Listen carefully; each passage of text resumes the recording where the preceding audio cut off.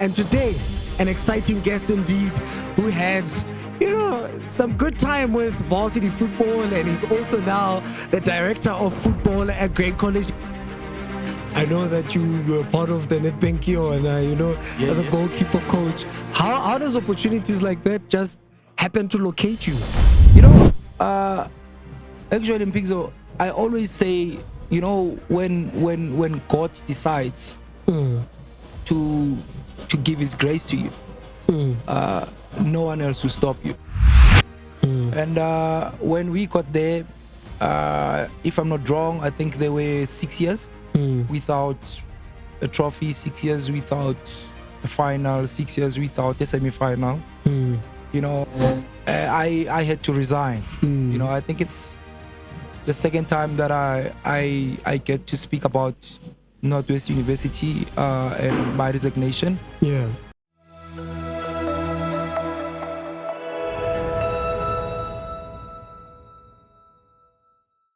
Yo, what's up, everybody? Let me take this opportunity to thank you for always watching Game Time Podcast. But hey, look, I hope it's something fella very quick. I know Rela Shebella and all that, but Rakopa, please, just like, click the notification button, subscribe, and comment so that we see your little thing, so that we can make means to see that the podcast is doing the most. Let's invite more and more guests into the podcast. Listen, sports is ngata fela, and it's only through you. But we appreciate you watching. We appreciate your support. Enjoy the next episode of Game Time Podcast. Ayoba. Ladies and gentlemen, boys and girls, Majita number one, welcome to it. Game Time Podcast and Pixel P, the greatest. That's my name. And you know what it is, man. We are broadcasting or shooting from fabulous Vegas in 2nd Avenue.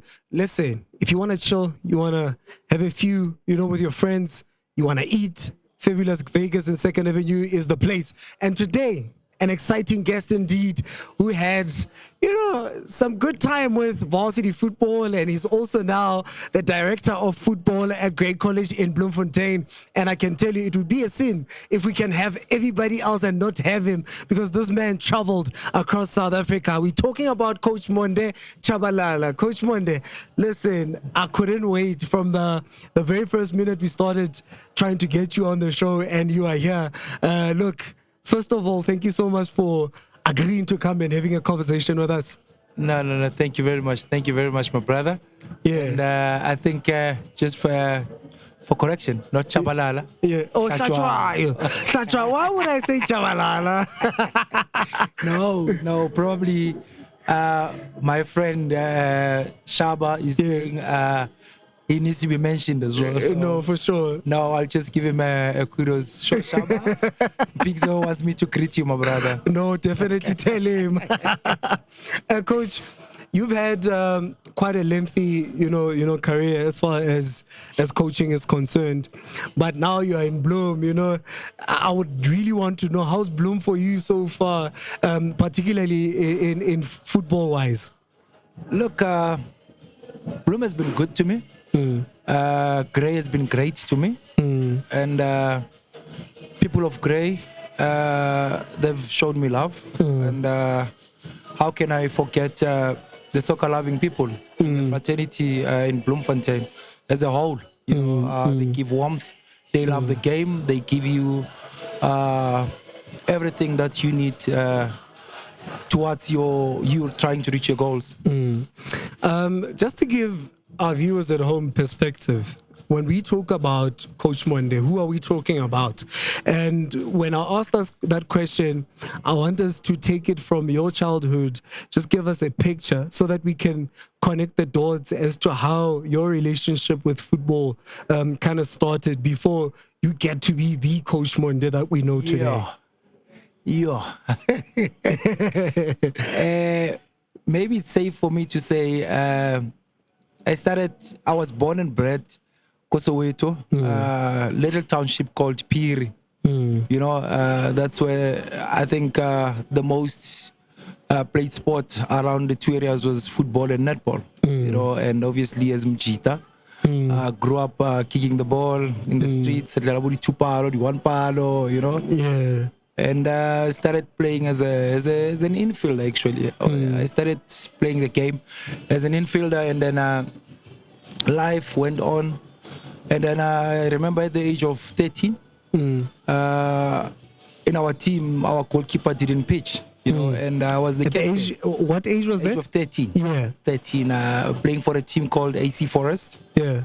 That team produced good players, and we had three professional players. That Simpiwe Shabalala, one of them, Ivan Mklambi, myself, and many other top players that unfortunately didn't make it pro. But everybody knew that when they were playing that team, it was a match and a half, Yeah. And then I was the captain of the team as a goalkeeper. As an infielder, I was playing as a striker. And then it happened that our keeper didn't pitch, and then our coach then said, "Hey, bro, as a leader, step up. We don't have a goalkeeper, so the only thing to save this ship is that someone must go in goals, And as a captain, I had to play as a keeper, and little did I know that it was a new path for me, And from that day on, I never looked back. Played as a keeper, and up until I finished my playing career, And once I finished my playing career professionally, I finished at Petersburg Pillars. In 2005, Liboteko, Libo Josias Mukamo. It was a very, very good group, coached by Cheris Kosana at the time. I remember when the season ended in June, I decided, you know what, it's time to go back home. And I think I was 24 at the time. I retired at the age of no, I'm making a mistake. I think I was 21 because I stopped playing football totally at the age of 24, 25. What led to that decision at such a young age? And I'll tell you why I'm asking this. When you look at South African third tier, that is the ABC Motsepe League, you still find guys that are very old, still hoping to pursue, this football career and hoping that they'll make it to the top flight. And you made that decision very early, 21, and you stopped playing at 24. One would wonder what influenced the decision at the time. No, it was purely a deal that I had with my mom. Yeah. It was a deal that I made with my mom. Post-matric, I said I wanted a gap year, and unfortunately she said there's no gap year in life, you have to continue working and studying. And I remember I registered for media studies at Boston College in Bloemfontein. And that year, Moroka Swallows, I was playing for Moroka Swallows under 19. By the time we were called reserves, and that time we were scouted, promoted by Coach AC Mnini. Coach Gavin Hunt was his first season, 2001, 2001 season. And then he brought us up, myself, Clement Nkwane, Simpiwe Shabalala. And then from then on, that break made me to move back a little bit because we were now training in the morning, in the afternoon, the schedules, our missed classes, and also not June. We decided, no, you know what, we're just wasting money because there's not focus into it. I'm focusing on something else whilst I'm busy studying, Then we made a deal to say, you know what, let me request my family to give me at least 2-3 years in football. If it does not work out, then I'll come back and study. And guess what? Definitely went that way. 2 years later, we were loaned out Petersburg Pillars. It was good. I didn't like it, but it was good for the sake of loving the game. But then on when I came back, I was like, you know what? My mom said, I gave you the time that you asked for. Can you repay me back? And then I said, you know what? I think I'm ready. I'm gonna go back to school. And that's when me and UJ started. Started there. Started studying sports administration. Then after a year, finished it. Started with sports management as well. Whilst I was still playing, now just playing for the sake, to keep fit and the love of the game. Not fully retired, but by the age of 24, before turning 25, I decided to hang my boots off and UJ were kind enough to offer me an assistant coach role in 2011, and that's where I think the professionalism of coaching, I started to adhere to it. But before then, I started coaching at the age of 16. At the age of 16, gentleman by the name of Pet Morwanyani gave me his team, Kopiri, which is called Piri Movers, in a tournament. Coach under 16 against senior teams. We lost in the quarterfinal in top 32, and it was a good experience. And I think that's when the idea of coaching came true. But because of I was still young and I needed to play the game more, and I felt it was too early for me. And look, after UJ, that's where everything started to take shape. And here am I, years later. Let's talk about then when you started. You were an assistant coach under who's coach? Who was the head coach at the time when we were assistant coach? I was an assistant coach to the gentleman called Thomas Timmer. Thomas Timmer, he was recently at Northwest University in Vaal, and I know that he's running a youth program, and in Limpopo. He's back in Limpopo now in his hometown. And he also has a Mabatu football development, which is quite doing well in the Vaal. But he was the guy that actually I was assisting. We never looked back. We worked nicely.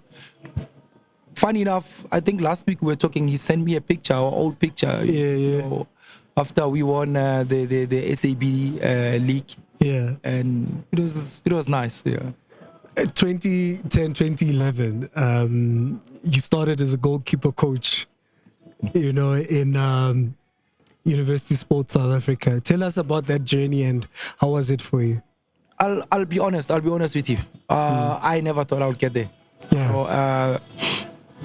I remember we were in camp with the USA team after they appointed me, because whilst I was at UG, I also worked as a goalkeeper coach, assistant coach, goalkeeper coach, And I just used my experience that I had throughout the years. And gentleman by the name of Sibusiso Mthembu, I remember I came to camp. I was in camp in a tournament that was live on TV. And he said, Monde, there's an opportunity for you to do a KFB license.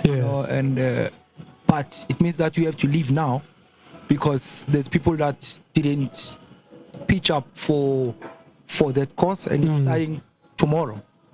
So I remember it was a Tuesday, it's starting tomorrow on a Wednesday, and I didn't understand, because as a young boy, as a young coach, you still want to see yourself on TV, you excited about TV and all that. Deeply I was hurt. I never understood what he was trying to do. But looking back, I was one of the youngest in class, if not the youngest, in class when we did our KFB license back in 2011. And grateful for that. Made a decision in camp that I will go tomorrow. And fortunately enough, USA under 21 won the SAB championships. That's quite incredible, because when you see coaches getting their licensing, it's quite motivating. It kind of gives us that hope that South African football will be better, because Kokasi, there's this thing, teams being coached by a coach who's never been in a football class to even get a license. A vita fela o just talk sweet to matisa majita ba jwetsa ga talk sweet se fela e tlabe le hona le stopa le fiti ba fana ba it's also important that we acknowledge those coaches. No, most definitely. Reality of it's that some of us are here because of them. And through that you find that those people, they sacrifice a lot. I respect those coaches big time. I respect the coaches big time. It doesn't mean that actually when you have licenses you are better off. I just think of with the coaching license, it gives you better knowledge of what you can do. I think everybody, even fans, I think fans, they understand the game more than some of the coaches as well, including myself. You bet. most of the craziest ideas, I tell you, I've received them from the supporters.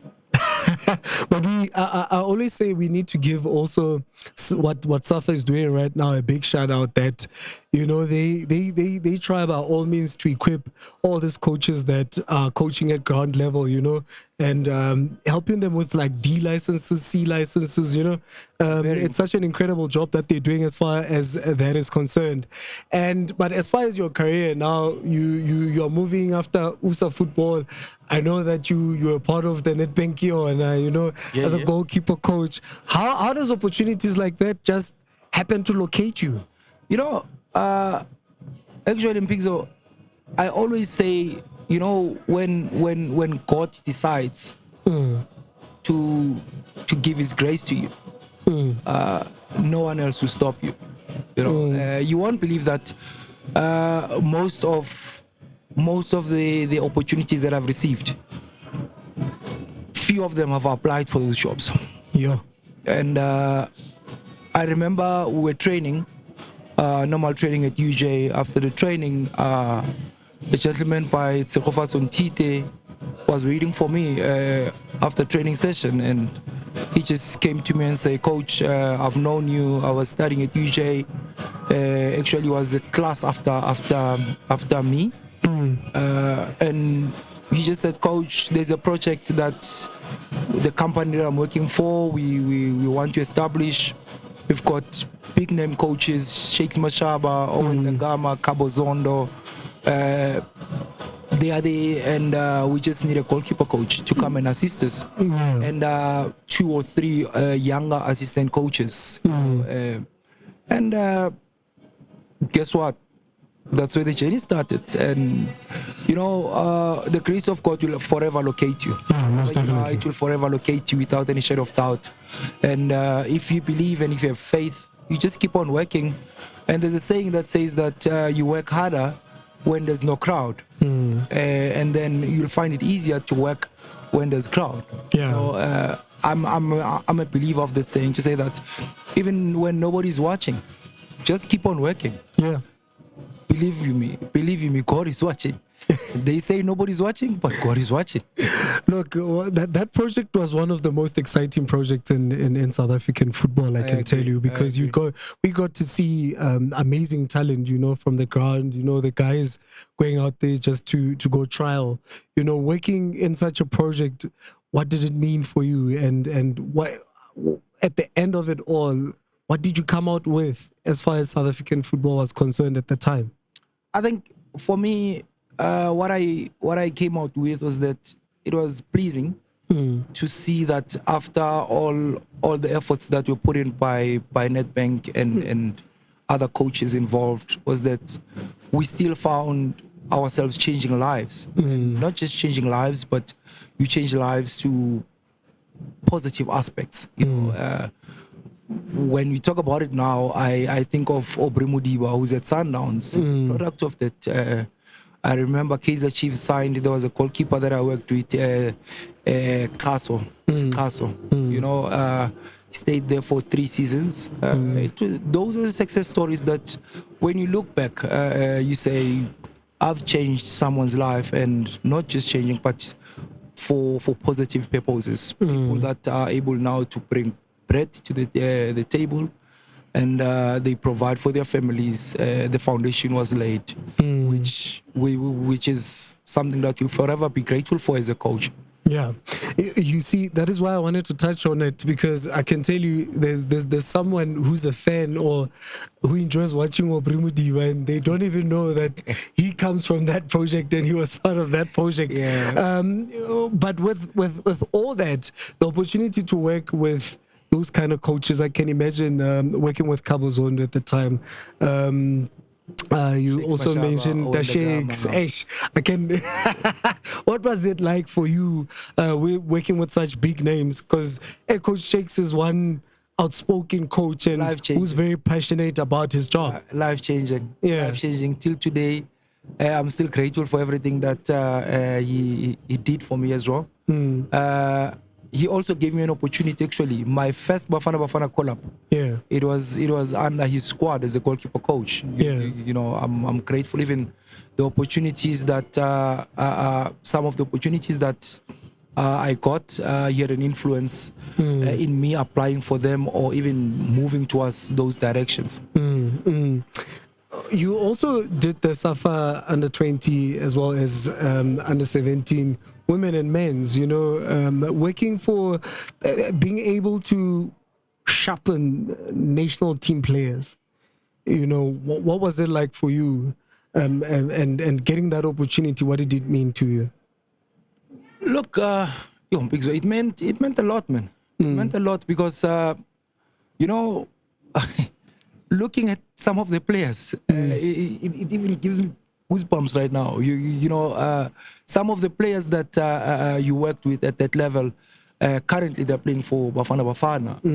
They're playing for Banyana Banyana. I mean, we're talking the other day with Coach Shoti to say, look at the squad announcement, especially when they say there was COSAFA and there was a squad that went on tour to play England. We were talking about it to say the 4 or 5 years we spent together, of the two teams, of about 36 players, we worked about 22 players. Yeah. You know, and it's just fulfillment, you know, to say having an opportunity to work with the younger players and see them grow. It just says to you, you are also blessed as a human being to see yourself at that level. Because if you think about it, how many coaches are vying for that spot? Say, I want to coach Bafana Bafana, I want to coach under 17, I want to coach. Whilst you are there, make the best out of it, because I believe it's not for permanent use. I always say that once you are in the Bafana Bafana or just the national setup, you must know that it's not permanent. It's make use of that opportunity given and block the noise and just focus on what you need to do, because everybody's vying for the job, and when everybody's vying for the job, there's too many opinions. Yeah, there's too many opinions. Look, you gave us some of the players that you played with, some of the players that you managed to work with at the Nedbank Ke Yona. When it comes to this under 20s, under 17s, men and women, who are some of the players that you can, you know, give to us and say, look, when I had that opportunity, these are some of those players that I worked with? Most recently signed by Sundowns, Jaden Adams. Yeah, I remember when you got him for under 20s, he was playing, was a top player, but you could see that he just needs more opportunities. And we were lucky enough that we were the first technical team to invite him to the national team setup, you know. And then the others. In the Banyana, we worked with Sibulelo Holweni, Linda Motlalo, Karabo Dlamini. I mean, we can just go on, you know. And it's just touching how when you look back, you appreciate that you've got. And maybe to mention other players. There's Ethan at Amazulu, Rowan Human, Moloisane at Stellenbosch. Those are the players. Ate at Stellenbosch as well. Those are the players that we worked with at the national setup, and we're grateful for that opportunity. And looking back, we've done a bit for them to be there. By the way, just to give you something you might not know of, somebody behind the camera is such a favorite, is such a fan of Linda Motlalo. He knows himself. You can see the smile there. After Banyana won the Alcon, all he wanted was to see Linda, you know. But I know he's excited now. Somebody very close to Linda is here now. No. Maybe you might get a contact. We'll never know. You never know. Coach, you then moved to one of the teams that are a powerhouse when it comes to varsity football. You know, that is the Northwest University Mafikeng. We know what they're capable of when it comes to varsity football. One of the teams that you know for sure. Hey, when you're about to watch them, they're gonna do the most. Even in the last varsity football, you know, they did so well. It was they were just unfortunate, you know. How was that like for you? And I can tell you, one of the teams that when you go play there in Mafikeng, the students there, they pack the stadium. They love their game. Yeah. I thought that people of Northwest were the most supporting when it comes to football up until I came to Bloemfontein. Yeah. But look, my stay there, actually it was my first project away from home. It was not an easy one because when we got there, I say we because I also brought in some few technical members that we work with, and I'm a believer that whenever as a coach, you're given platforms like these to talk about your journey. It's not only about you. You have to give credit to other guys that work with you. You know. Yeah. So we had Neba April that I took him with. Actually, was based in Mafikeng already, and brought him in as a strength and conditioning coach. Done a fantastic job with the boys. And when we got there, if I'm not wrong, I think there were 6 years without a trophy, 6 years without a final, 6 years without a semi-final. You know, and we started the project 2018. You know, the beginning of 2018, Jan. And by June 2018, we're playing the final against UKZN of USA within the short space of time. And unfortunately, due to unforeseen reasons, I will say that, I had to resign. You know, I think it's the second time that I get to speak about Northwest University and my resignation. Yeah. It was not a good one, but it ended up happening because of other forces that were there, and unfortunately, yeah, we still respect each other. It doesn't mean that when someone does you bad, you have to now just take out all the linen and throw it outside. Sometimes it's better to keep it inside the house, and it's only between me and you that understands what you did to me better, you know. Yeah. We still smile when we see each other. We still respect each other that way. So that you never know, God willingly, when the opportunity comes that I go back, I might consider. But if you burn your bridges, definitely it won't happen. But we still got there. It was a good experience, and I think that the next year they won the Varsity Cup with the same team that we started the project with. When we got there, I think we released about 16 players, which many people didn't understand what was happening. You know, we were just as honest to say they don't fit in our project, you know. And 14 months later, they won the Varsity Cup with the very same players. I think they only added 2 players, which was the right back and the striker. And again, you ask yourself, did you lay a good foundation? Then we say, yes, we did. Coach, here's a part that I like. I've heard people talk about Muti. Now I know you are the coach and you are the head coach. Did you ever, by any means, we know this is a football thing in South Africa. In fact, in Africa as a whole, do you ever get an opportunity to be in a position to use some? Not in the spaces that I've been to. You know, and I think by God's grace, I've always been guided that in the spaces that I've been to, even club environment, I don't remember having to. I hear all these stories.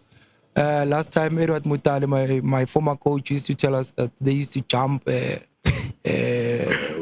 King Pramastorf at night. They were waking up to to go and bath and no. With me, I think by God's grace, I was never exposed to such things. And in the teams that I've worked with, in the teams that I'm involved in, I don't even think there's a need.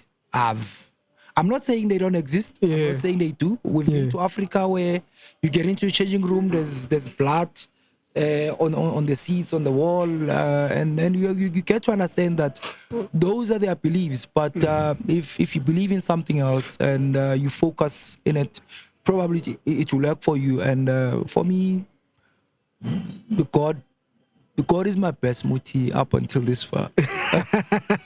Talking about that, I was gonna ask you as my follow-up to say, now that you say you are not using, have you ever been in a situation where like some of the weirdest things happen? And I'll tell you a story, right? In varsity football, I think CUT was going to play kind of Bushies with TUT, right? Hey, Kwaba lead, coach. Hey, Kwaba lead. TUT ended up changing in the bus because now they're doing their things there, and they didn't want people to knock and this and the smoke in the changing rooms and all of that. Have you ever been in a situation where like you come across some of these things where, look, coach, hey, Ziakala, like, hey, people are doing things, on national duty at, university level. Did you come across those kind of things that really happened and you had to just, strengthen your boys mentally and say, hey, Bafet, let's go and do our thingy thing? Yeah, it happens. It happens. Even though I don't think just for credibility purposes, I don't think it should be right for me to say or to mention names. Yeah. It happened. Yeah. And actually, when you're talking about the institution that you mentioned, it even happened to us when we were in Mafikeng at our home ground. They changed in the bus, citing that there were things that were happening. And I don't know. Funny enough, they still won 1-0. Yeah. After the match, nothing was mentioned that people were busy in the changing rooms. I mean, when you go to an environment where they believe in Christianity and they burn their incense, I don't think that it's a muti. But I tell you now, in that instance, it was just cleaners burning incense, these sticks. And that was it. Maybe, I don't know, maybe one day we'll get the answers from someone, but it happens. Yeah, I know. They if they were to see this, they would also talk about us because we started getting, these things, these beliefs that you must get let's and throw it all over the place. Our guys are not doing it. Don't mention names. Yeah, now we were busy there. What are these guys trying to do? And they still won, by the way. Coach, you leave Northwest, right? You resign, and 2019, 2021, assistant coach under 20 men. That also happens. How does it come about from you just resigning from, another job and then this one comes? How did that happen? I think it happened just before the COSAFA in Zambia, 2019. When Helman Mkelele, I remember the senior team was coached by Datensek at the time, and he was assisted by Atazwan, And whilst I was still in the structure, Helman and I had a conversation. He asked me whether am I still working only as a goalkeeper coach, and I said no. Outside the national team setup, I'm still working as a coach. Because a coach is a coach. Whether you're a goalkeeper coach or a striker coach, to me it doesn't make a difference. The emphasis is that you are a coach. The responsibilities remain the same. The only thing that changes probably it's the accountability. When the team loses, the head coach suffers more than the other coaches. But that opportunity came after that meeting, and I remember Coach Atta couldn't get released by Chiefs at the time. He was working with Stuart Baxter at the time. And after that meeting, we had a technical meeting with then technical director of SAFA, who asked about my availability. And I said, look, I'm available. And the opportunity came through, and I was prepared for it. And funny enough, how it came by, that camp, the under-20 team left on a Monday to Zambia, and my boy was born on a Tuesday. Yeah. So I remember I had to remain back. They booked me a flight the next day. Yeah. So they left on a Monday. So I had to take a later flight on a Tuesday. Yeah. You know, so my boy Alwande was born in the morning, and then immediately after getting the birth certificate registrations done and everything, I had to quickly rush to the airport, and that's one of the stories that I will always keep close to my heart, because it's the kind of sacrifice that me and my family took for me to have that opportunity. Yeah. You know? And from then on, we never looked back. We went on in the tournament. We unfortunately lost to Zambia in the final in 2019, but it was a good tournament. It was a good tournament that, when you look back, you see your Ozwina Police, your Rowan women. They are playing regularly now, and they are big names. Jaden Adams only came the next year, 2020, but Apollos, Rowan, they were part of the team that Artem Kaba, they were part of the team that got us a silver medal in 2019 in Zambia. Look, you make all these moves, right? But I do believe that there's a bigger vision for yourself to say, as Coach Monde, this is the ultimate goal. This is what I would want to achieve. You know, by the time I say, look, I think I'm done with coaching. I'm done with all of these things. We're gonna get to you moving to Grey. Apparently, never get done. How old is Hugo Bros now? You tell me. Yeah, but what would be the biggest achievement for you? Biggest achievement? Yeah. Sure. I think whatever God brings onto my path, and within that space we become successful. Besides the results, but what you give back, how you touch people, I think would be my biggest achievement.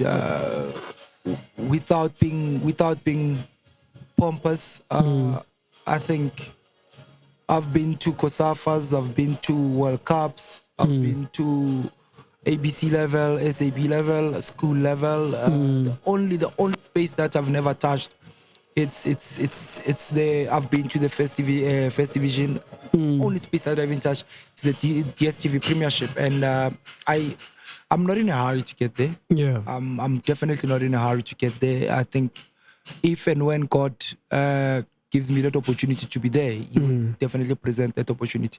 But to answer your question again, I think my biggest achievement will be to be able to make people change their lives to positivity whenever I'm given an opportunity to be within that space.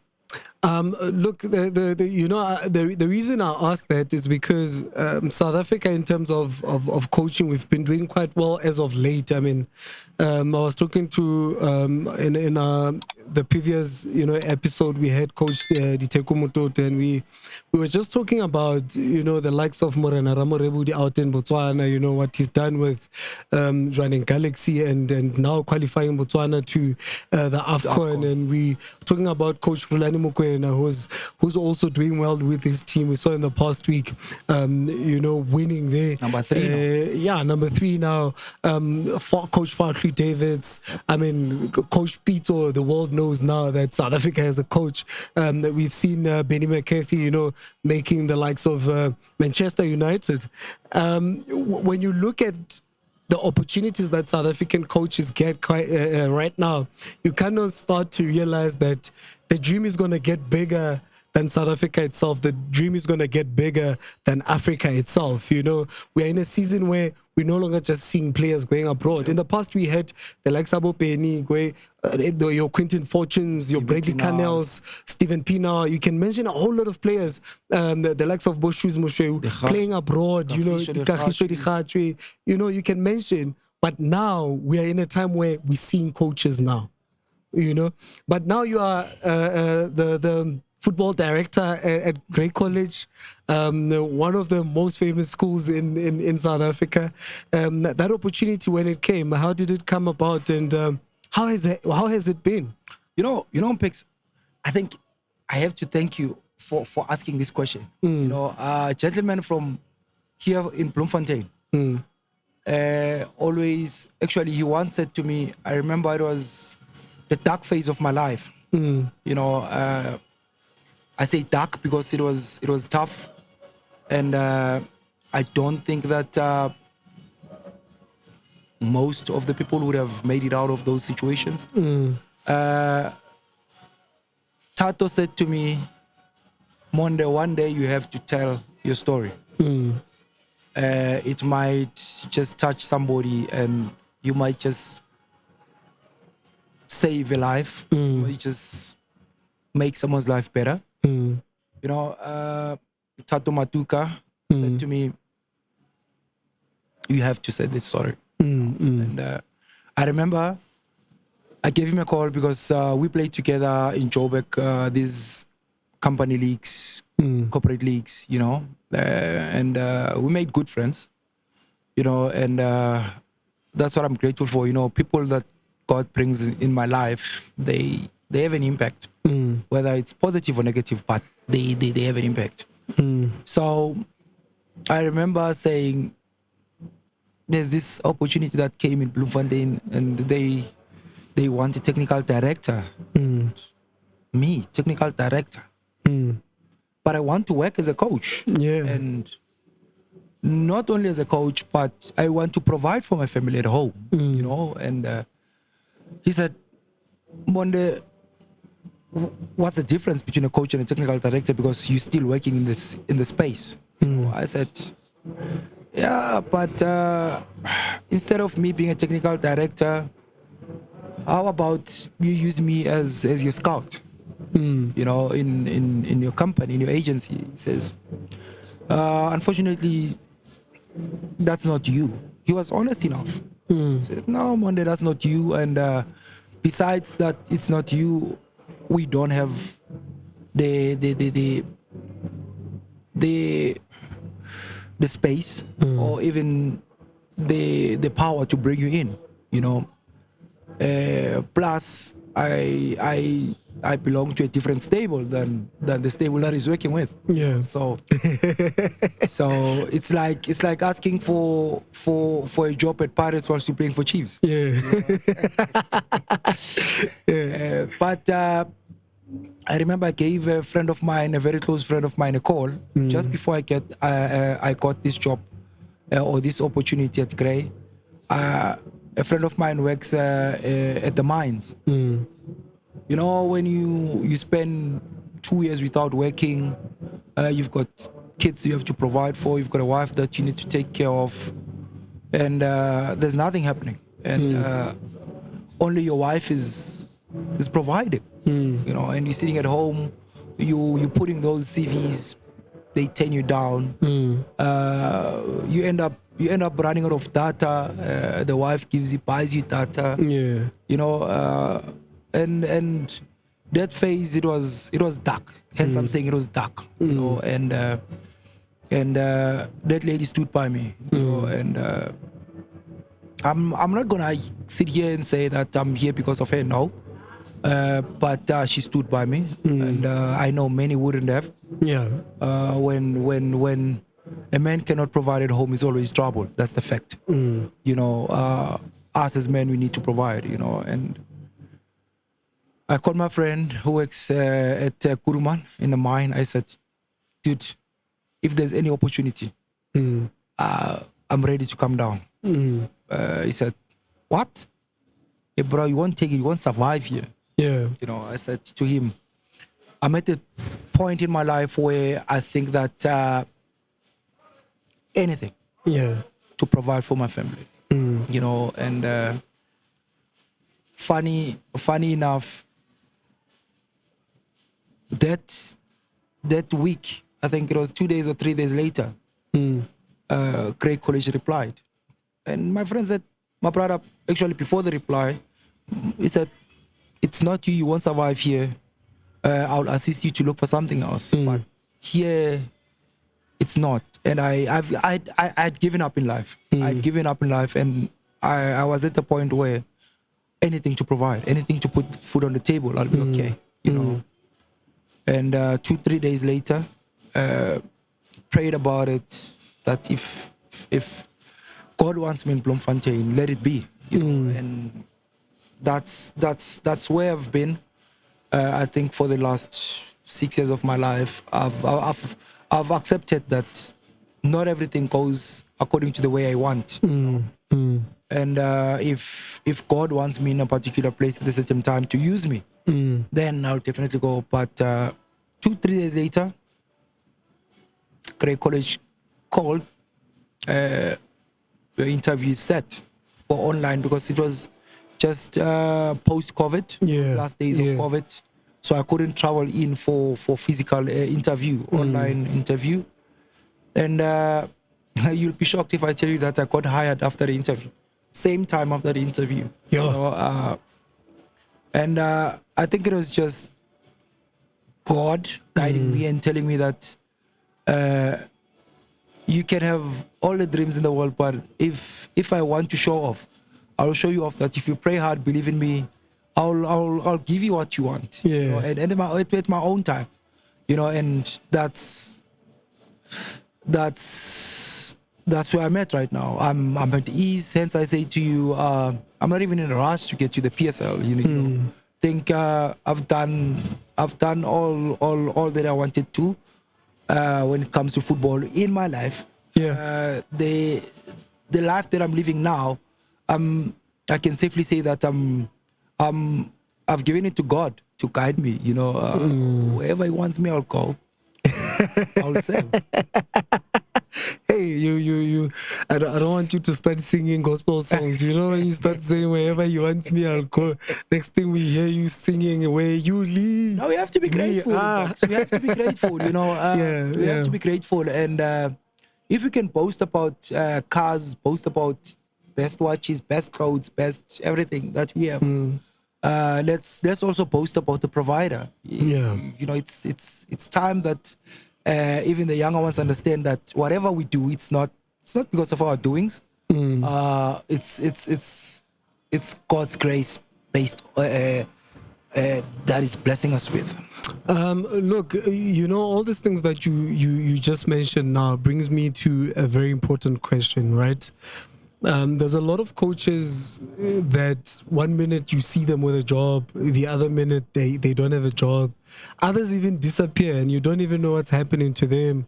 Others, you know, resurface after a certain period of time.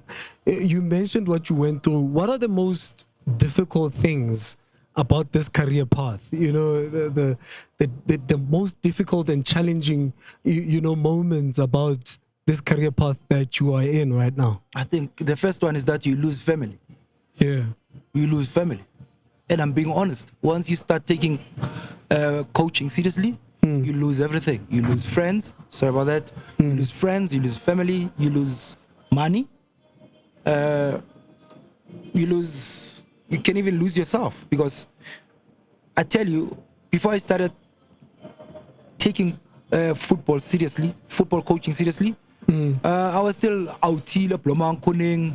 I can have my 6-pack of whatever, you know, try to look cool.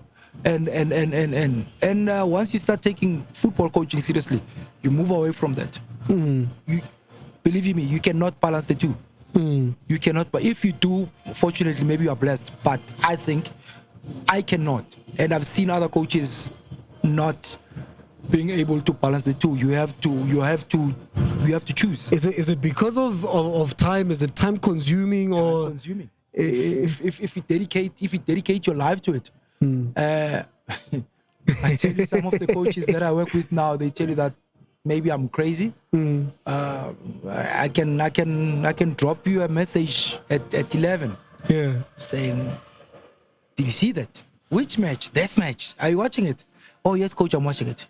You know, and that's how we grow. You know, and unfortunately, if you are in a space that it's not having a solid support, which is family, friends, and everything, then for you to watch a match at 10 or to receive a call from another coach at 10, it's trouble.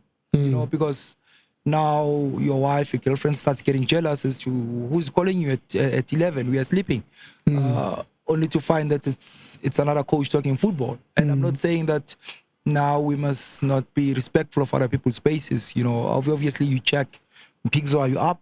Yes, I'm up, amen. Then you start engaging. You know, if Pigzo says, no, or no response, you know that he's not up to it. But if maybe we've engaged to say, no, we're gonna watch this Villarreal Las Palmas match. Let's get ideas over it, and then because that's the only way for the coach to grow. You know, watch other coaches, watch other team, go to other coaches' sessions. Even though sometimes when you visit another coach at training, he's coming to take my job. Oh, no, he's not coming to take my job. No, I'm gonna impress him. I'm gonna change this session, and they mess it up. And, you know, and sometimes it's just being comfortable around each other, and it shall be okay. But in terms of players, you know, how tough or easy it is to work with players. I can imagine, you know, players coming in and everybody's hopeful that I'm going to get a chance, you know, to play. Some, you know, thinking, hey, maybe coach doesn't like me, that's why I'm on the bench, or I didn't even make the 18, you know, let alone the 23, but that 18 that gets to, you know, be on the ground, you know, with 11 playing 7 on the bench, you know. How do you get to deal with those? It gets worse at school level because there's parents involved. Yeah. You know, according to parents, all the kids are second best to my child. That's how most parents say it. You know, and it's just a matter of understanding. I remember even when I came here at Grey 2022, some players thought I hated them. You know, because of how I worked and how the school works. I think I'm fortunate to be in a school whereby discipline is regarded as one of the biggest priorities than anything else. You know, that's where I base my coaching. I don't think that boys that are not disciplined enjoys being in my space if they are not disciplined. You know, for me, business of the day will always remain disciplined. You know, most definitely. When once they get the grip of how I want to work, discipline side, come to training early, report if you can't, study, respect your parents, all those pillars of respect. Once you bring them together, it becomes a little bit simpler even for them to understand that I'm not outside of the team because of I'm a bad player.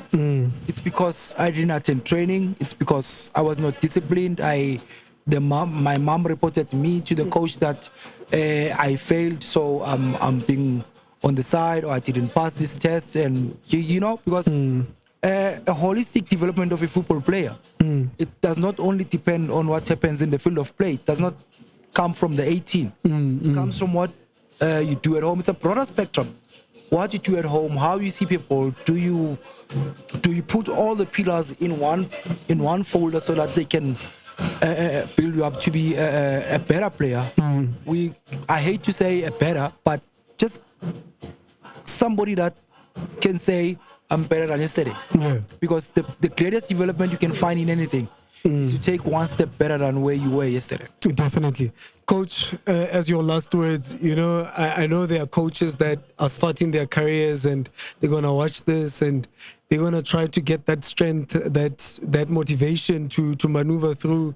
They've got dreams, they've got goals. They want to walk in this kind of footsteps that you guys have walked in, you know.